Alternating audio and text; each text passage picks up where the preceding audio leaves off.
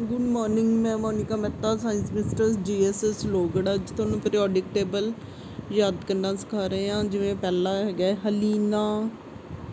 हलीना ने की रब से फरियाद।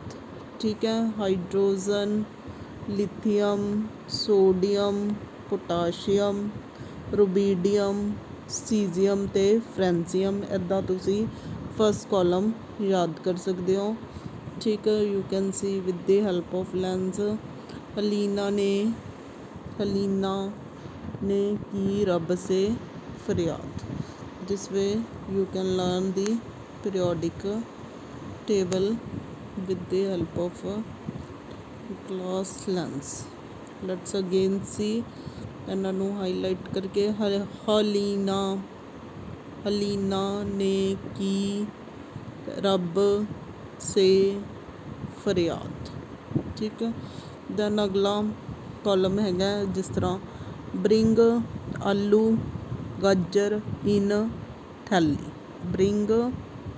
ब्रिंग आलू गाजर इन थैली। ठीक है। इस तरह तुसी याद कर सकते हो। Carbon family group 14। Carbon captain Sikandar ji son Punjab. ठीक है। कैप्टन जो सबनों पता है पंजाब के मुख मंत्री कौन है? कैप्टन जी। ठीक है। तो कैप्टन सिकंदर जी सन पंजाब। ठीक है। इदा तुसी ग्रुप 14 नूं याद कर सकते हो। Now come to the group number 15 nitrogen group. नो पापा असी सब बीमार। दोबारा देखो 15th ग्रुप। नो पापा असी सब बीमार। ठीक है। ये है nitrogen family. Then oxygen family. कोई बच्चा बीमार है, दूसरा उन्होंने पुछदा उस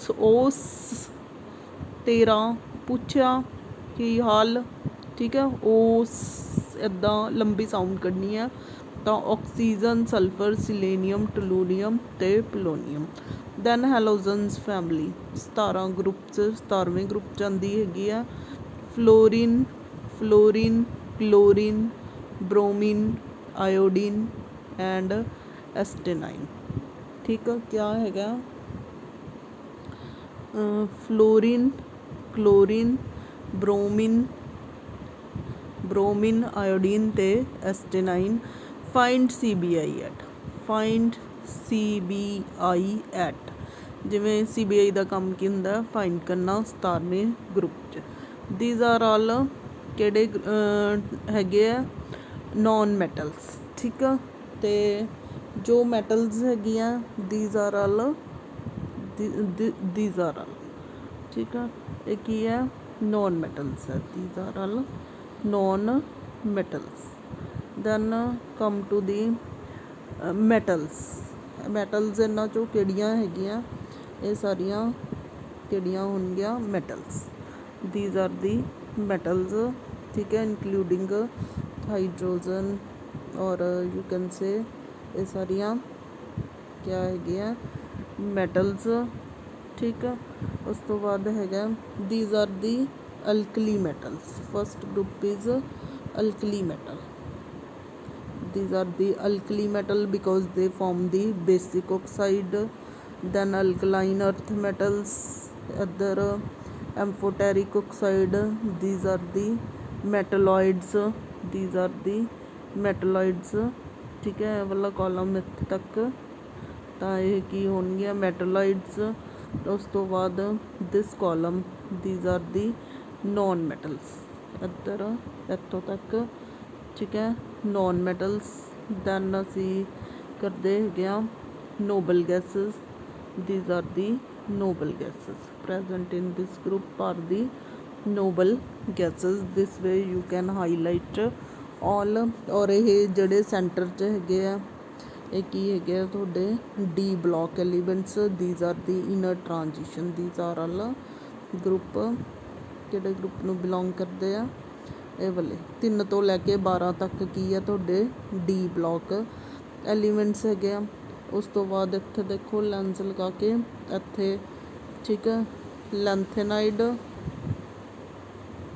ਇੱਥੇ 57 ਟੂ ਠੀਕ ਹੈ 71 are placed here they are the lanthanides. ਇਹਦੇ ਨੀਚੇ ਹੈਗੇ 89 ਤੋਂ ਲੈ ਕੇ 103 ਤੱਕ ਉੱਪਰ ਲੈਂਥੇਨਾਈਡਸ ਠੀਕ ਹੈ। ਇੱਥੇ ਸੀ ਬਿਲੋ ਲਿਖਿਆ ਨਾ ਜਿੱਥੇ 57 ਤੋਂ ਲੈ ਕੇ 71 ਲੈਂਥੇਨਾਈਡ ਅਤੇ ਇੱਥੇ ਕਿਹੜੇ ਐਲੀਮੈਂਟਸ ਆ 89 ਤੋਂ 103 ਤੱਕ 14 ਐਲੀਮੈਂਟਸ ਕਿੱਥੇ ਪਏ ਹੈਗੇ ਆ ਐਕਟੇਨਾਈਡਸ 'ਚ। They are shown below the tables ਕਿਉਂਕਿ ਇੱਥੇ ਅਗਰ ਸਪੇਸ ਇੱਥੇ ਫਿਲ ਕਰਦੇ ਤਾਂ ਇਹ ਸਾਰੇ ਪੀਰੀਓਡਿਕ ਟੇਬਲ ਨੇ ਇਸ ਰੋ ਨੇ ਅੱਗੇ ਟਰਾਂਸਫਰ ਕਰ ਜਾਣਾ ਸੀਗਾ ਤਾਂ ਡਿਸਿਮਿਲਰ ਪ੍ਰੋਪਰਟੀਜ਼ ਵਾਲੇ ਐਲੀਮੈਂਟਸ ਕੀ ਆ ਜਾਂਦੇ ਸਾਹਮਣੇ ਆ ਜਾਂਦੇ। ਯੂ ਕੈਨ ਸੀ ਈਜ਼ਲੀ ਕਿ ਕਿੰਨੇ ਗਰੁੱਪ ਹੈਗੇ ਆ how many groups are there ਕਿੰਨੇ ਗਰੁੱਪ ਹੈਗੇ ਆ ਫਸਟ ਤੋਂ ਲੈ ਕੇ second then 13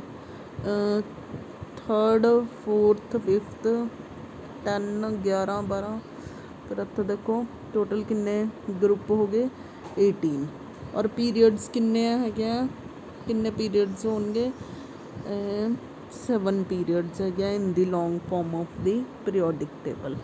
then below given ਹੈਗੀਆਂ ਤੁਹਾਡੀਆਂ inner transition elements here given you can see in the 14 elements are shown here behind from lanthanum to lutetium actinium to Lr ठीक है। this is the long form of the periodic table you can see or what are here these are the alkali metals ठीक है। फिर alkaline earth metal in the yellow portion transition metals दिखाइए inner transition elements metalloids are where the metalloids these boron aluminium silicon gallium germanium एक ही है metalloids होंगे ठीक है।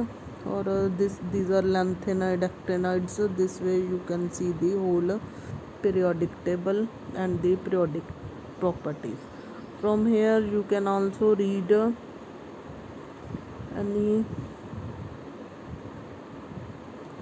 for example we can see कि ਜਿਵੇਂ ਦਾ atomic number ਜਾਂ atomic mass